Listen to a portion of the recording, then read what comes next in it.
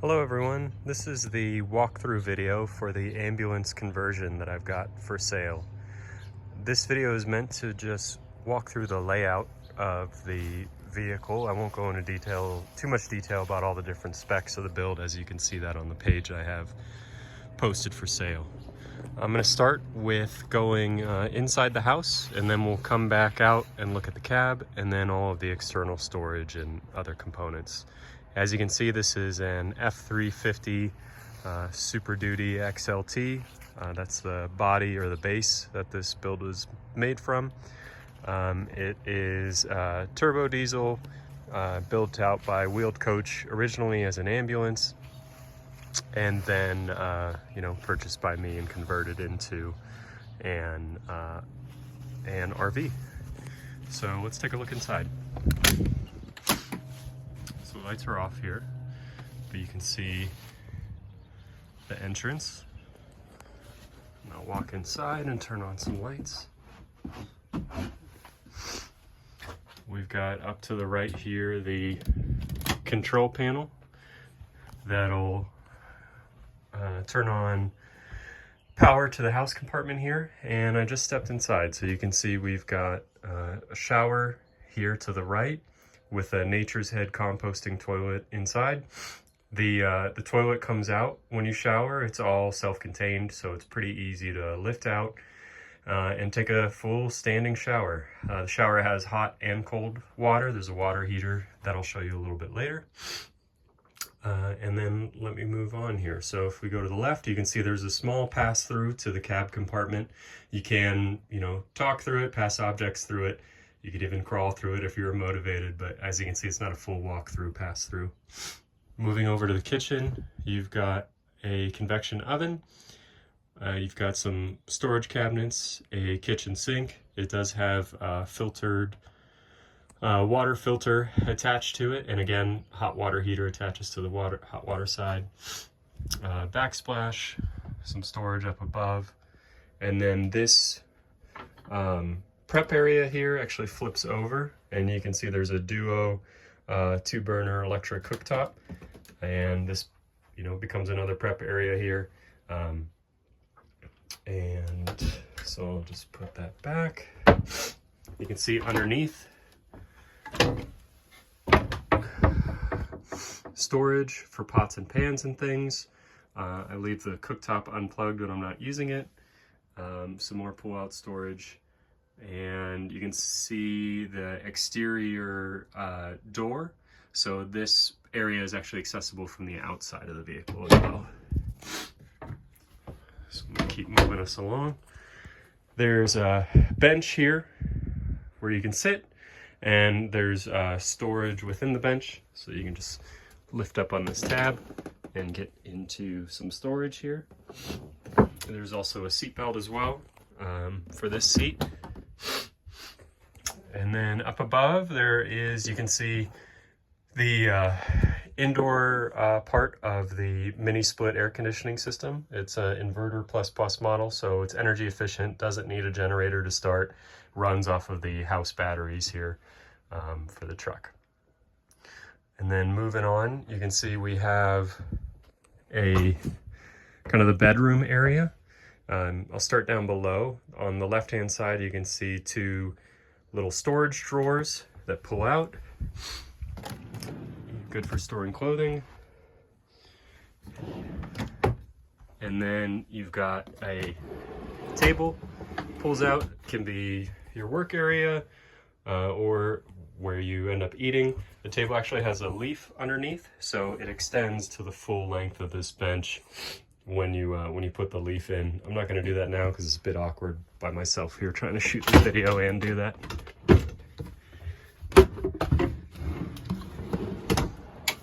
And then you can see the Norcold refrigerator. It has it's a small fridge, a small freezer compartment up at the top, and then the switch here on the side will actually turn on or off the power for it. So if you want to leave it inactive for a while, you can. And then up above the bed, you've got, again, more storage. So you can add more clothing here. And then to the right, this was a bookshelf. So you put books back here and this little bungee webbing holds it in place. And then the bed itself is a slot bed design. So it pulls out into a full, into a queen size. Those cushions on the side go into the pulled out space, and it can sleep 2 comfortably. I've got pictures of that on my listing site. When I did travel in this, I did travel with a cat. So there's a cat scratcher and a little cat hangout area up there. And then down below, there's actually an area that goes into one of the external storage compartments where the cat's litter box was. So you can change that from the outside. You don't ever have to drag any litter through the house compartment here. Moving on, there's more storage here. And then another seat with more storage underneath that. And then you can see there are 2 max air fans. So one here and then one near the bathroom. What's great about that is that you can, you can set them in different directions. You can set them both to exhaust mode where they're both pulling air out, or one to exhaust and one to blow air in, so it gets some nice circulation. There's recessed lighting up to the top of the cedar ceiling. And so I'm actually going to shut the door over here.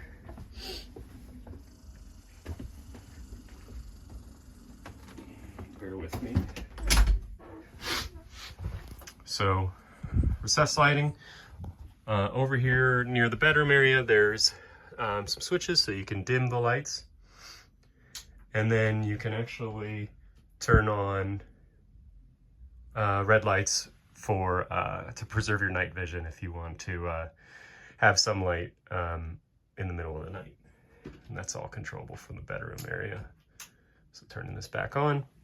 And then also accessible from the bedroom area is there's a switch for this little fan over here in the corner if you want some air blowing on you. So I'll turn that off. So speaking of some of the electronics, I'll come back over here next to the convection oven. So there's a whiteboard here, there's a mirror. What's up? Some storage up here to the right, a little towel rack. There is the light switch for the bathroom. And then, like I said, the control panel to turn on the floodlights outside the truck. So there's floodlights on the left and right side, and there are floodlights on the rear of the truck. And then you can also turn on or off the water pump for the sink.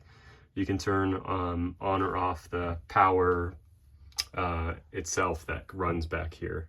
You can see there's a Victron monitor here telling us how we're doing in terms of battery power. Got 100% right now. And then behind this cabinet is actually the board here with most of the electronics that are running between the house and the cab. So you can see a bunch of relays, a bunch of terminals, all the wires. The electrical here is completely, or at least the electrical that powers everything in the house compartment is completely cut off from the truck's batteries. So you'll never have to worry about draining the truck's batteries dry. There are separate house batteries for that. And I actually have another video from when I was doing the build that talks about how the new electrical system that was put in ties into the previous ambulance electrical system. So you can see that. I'll link to it in the description of this video. You can see there are AC and DC outlets throughout. This little compartment here, so the top part is a shelf. That's where you can store spices, groceries, things. And then this was actually, I used it as my laundry chute. So I put a laundry basket down below, and then I could just throw my clothes in here in this hole, and they wouldn't clutter up the space. And then I can grab the laundry basket from the outside when I went to do laundry. All right, that is pretty much the house compartment. The back doors, you know, you throw them open. Like I said, I traveled with a cat, so there is a screen in place. It was really nice to get to a location, throw open the doors, and to hang out and not have to worry about the cat running around. So there is a little, you know, bug screen there. All of the windows have inserts in them, insulated inserts to black out the space on the inside. So you can't tell if anybody's in there. All right, now let's go to the cab and I'll show you that. I'll come in here the passenger side. So the first thing you notice is, the seats are used.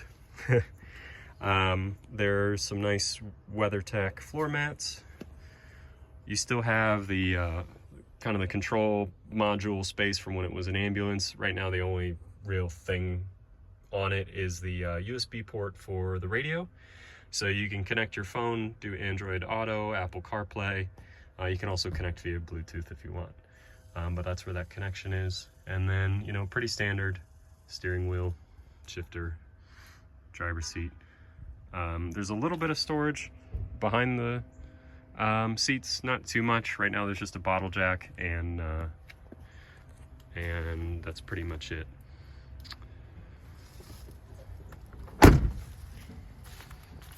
Coming around to the front of the truck. So like I said, Ford F350, it's a 2005 Super Duty XLT. You can see the other side. Down here below, there's a switch to the engine block heater, so you can turn that on, kind of keep the engine warm if it's going to be a little colder out. And then there's also this switch here that runs to the battery isolator, so you can turn on or off the power running to the battery isolator. The battery isolator allows you to charge the house batteries from the truck's alternators. You can see here there's a 30 amp port here to charge the truck's house batteries. What's nice is that this, you can use 30 amp charging, or you can use 15 or 20 amp charging. So you can charge at an RV park, you can charge at your home. The Victron Multi-Plus inverter allows you to tailor your charging and throttle it if you need to. This is that outside storage compartment I showed you from the inside in the kitchen. Like I mentioned before, this top level is kind of like a spice rack. This middle level was where a storage basket would be. Underneath, this is the gray tank for the sink. Pretty, decent sized gray tank. It's really easy to dump out. And behind it is the filter for the sink, cold water. And then down here is a little water heater that runs to the shower and to the sink.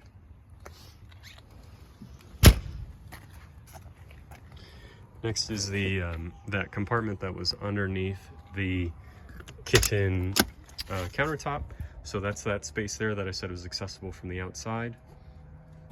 And then underneath it are the electrical, the main kind of power for the truck, for the house compartment. So you can see there's a Victron 3000 watt multi-plus inverter charger. 3000 watts really lets you do whatever you want, power anything. You could run the cooktop stove and the convection oven at the same time if you wanted to. There are 3 200 amp hour lithium iron phosphate batteries, so 600 amp hours total. And then in the behind there's the battery isolator. Now I will say this battery isolator is not one that is compatible with the batteries that are currently in place. I did purchase a new one that would work. I just haven't installed it yet, but all the wiring is run for it, so it's pretty easy to switch it out. There is solar on the roof of the ambulance, 900 watts, so there's a Victron solar charge controller as well. Diesel gas. This is just an external storage. As you can see, there's tons of space here.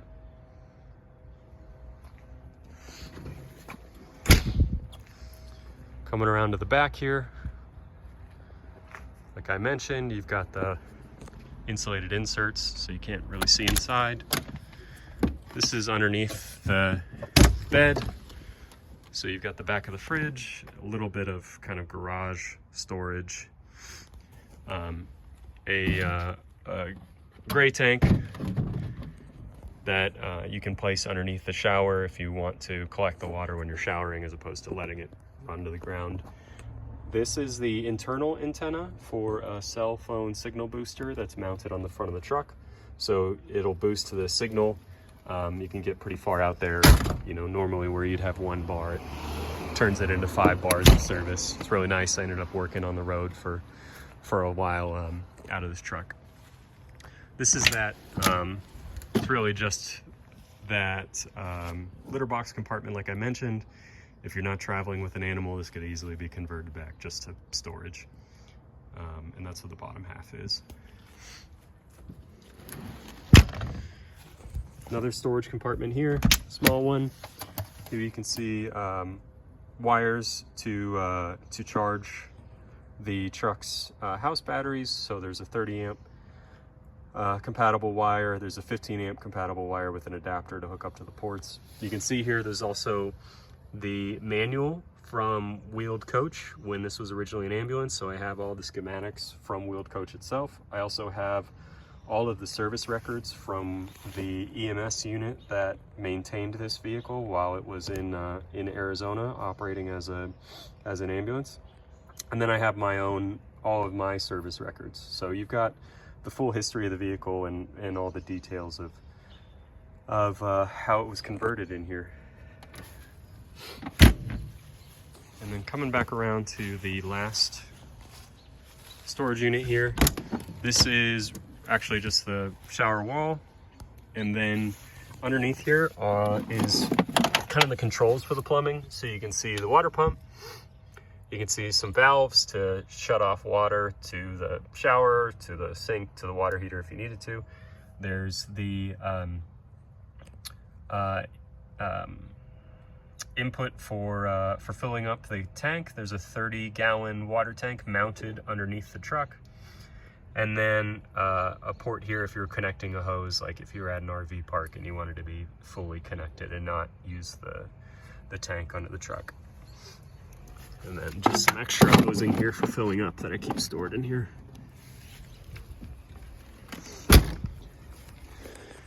And that is the main walkthrough. Like I said, my page has all the details about the build. I have pictures from every step of the build process and videos, and I'm happy to take more pictures or specific videos later on. Like I said, there is the mini split air conditioning unit. This is the outside component. I keep it covered when I'm driving, and when I'm not driving, it's pretty easy just to remove that cover. And then there's that antenna for the cell phone signal booster mounted on top of the truck. But see my listing for more details, and thanks for watching. Feel free to reach out if you have any further questions.